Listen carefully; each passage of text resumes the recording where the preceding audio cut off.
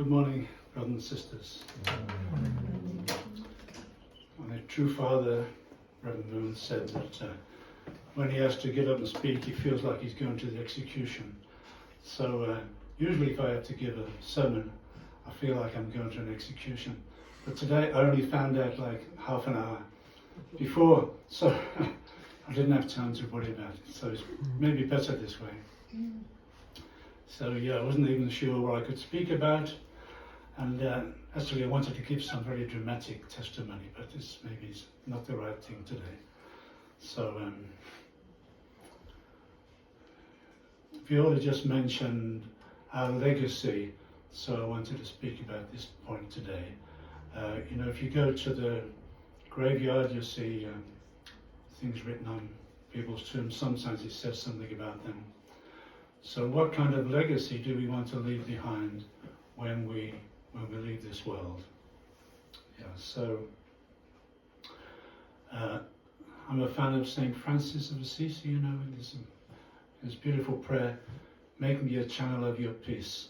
So this is some of my goal, and I'm sure many of you, when we pray in the morning, dear God, please make me a channel of your peace this day.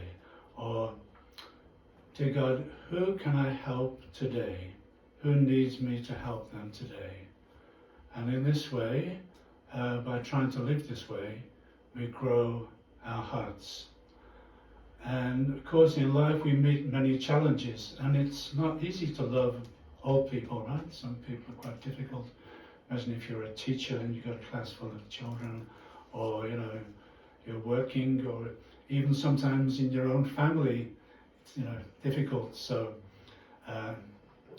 learning to overcome these things is how we grow, because we have an original mind, which is our true self, which is like our soul given to us by God, but we also have a selfish side of us, isn't it? And sometimes we want everything for ourselves. So yeah, that's why it's good to put ourselves in different situations as we grow up. When I was younger, I thought I knew everything. But then actually life put me through some trials, and my father died, and I went through a lot of difficulties. And it brought me down to the bottom, and I realized actually I didn't know anything. And that's where actually I found God, when I realized I didn't know anything myself. Yeah.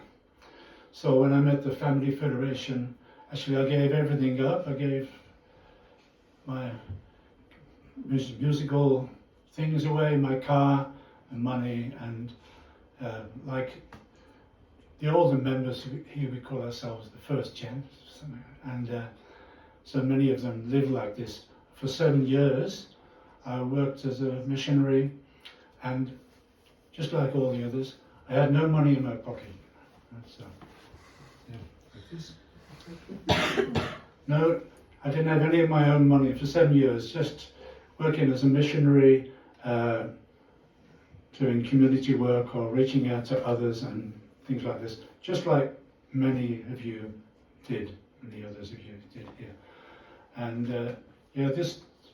and also I went on a fundraising team, which some of you also did, which is very interesting. 3.5 years, every day, fundraising.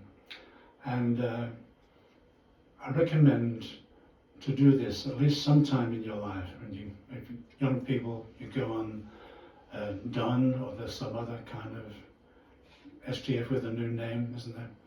Recommend you go on this kind of course, because through going out and trying to reach out to people every day and being rejected many times, but you overcome difficulties and your heart can grow. Yeah.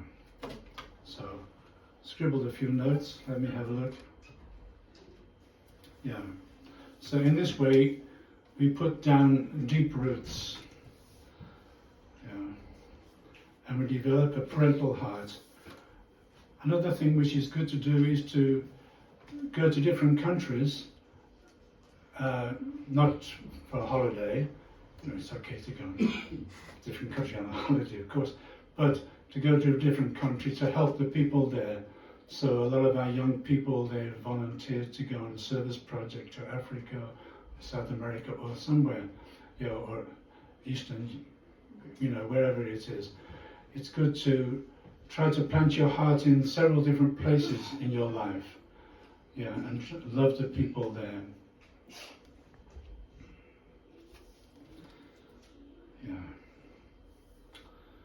So,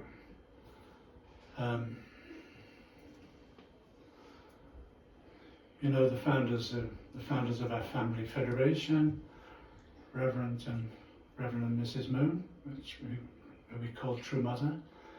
I've had many experiences with them in my life, and come to feel very close to them. And actually through them, I was reborn. They showed me the true path for my life, through which I could become really a new person, much better person than I was before. And so this point about legacy or heavenly pension, I have a lot of friends, and they've got a pension plan, and saving up for this and that when they get older, so they have lots of money when they get old. Well, it's not a bad idea. It's not a bad idea to have a pension plan, but I would suggest that also make sure you have a heavenly pension plan, because by living for the sake of others, reaching out to other people, we develop our heavenly pension. So I spoke once to a doctor who was working in a hospice, just as our dear brother Jonathan does, and if he's not here today.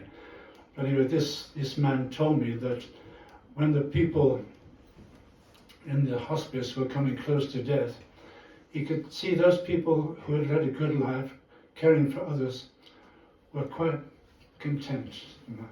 The people who had led a selfish life, they really struggled. So this is why we should develop our heavenly pension as we go through life.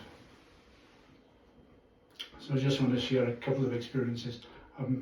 Some of you have heard this before, who have spoken to me, who have listened to me before, but in 2020 I went to Korea to my son Patrick's marriage blessing, such a beautiful occasion, and Rodrigo and Viola know all about this, and hope some of you young people can do this one day.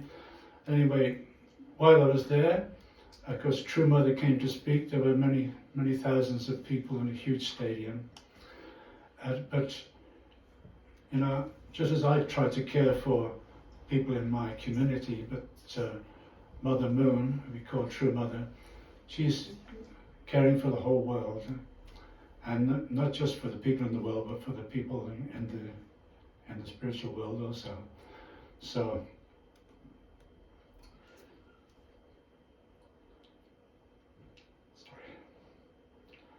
I looked at True Mother and I saw her eyes. When I looked in her eyes, I could see the weight of the world that she was carrying, the heart of compassion for all people, and it touched me very deeply. So, this experience helped to change my life. And at the same time, in this holy place in Korea, it's called Champyeong, or the Heaven and Earth Training Center. There's a hill there which you climb, and you pray at the top of the hill. So I struggled a bit with my legs, but my son Patrick helped me to get up the hill. And I was wondering about my life, because in my life, I've got a lot of friends. I play music with them. I play balls with them. It's an English game. And I wondered, should I be doing this really, or should I be, maybe going again to Africa as a missionary or something? Is this the right thing that I'm doing? So I prayed at the top of the hill, asking God what I should do in my life. And I just got a very simple, clear answer from God. Give them my love. So that's what we have to do. Give people God's love.